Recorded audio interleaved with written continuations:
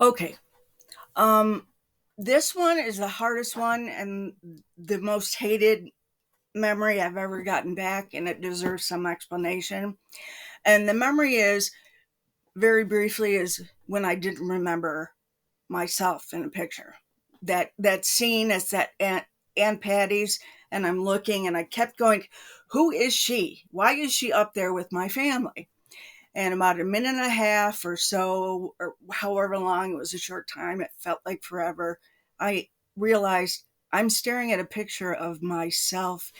That's my senior portrait from only, well, 5, 7, 8 years ago.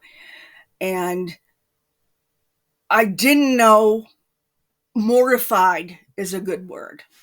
So I don't know quite how to interpret for you to understand how to handle this. So good luck to the actress who's playing me on how to deal with this. Um, I didn't write a long like soliloquy after to convey, because it was a short amount of time that I dealt with this and then forgot it because I didn't want to deal with not remembering myself. I mean, how do you, how, right? That's what I would have always said, like, no, that can't be true. And then I came years, more than a decade later, I came to watch something on PBS, Public Broadcasting Systems, I think. And it was about Alzheimer's. And anytime that there's something I catch in the listing or I'm in the middle of that has to do with the aging brain, the brain itself, memories, amnesia, anything like that, I watch because it fascinates me and it helps me understand my damaged brain. So this part is where somebody is talking over, they're narrating this, and there's a nurse there, and she's holding in front of this older gentleman, she's holding a portrait of himself from just a few years ago. So he looked, he's got the wrinkles and the gray hair. And she keeps asking him, "Who is this?" And he says, "The President of the United States." "No, try again. Who is this?" And they do this, and I'm crying at the same time because I understand this. And then they go on to explain that this is common for people with dementia going into Alzheimer's, is they don't recognize themselves.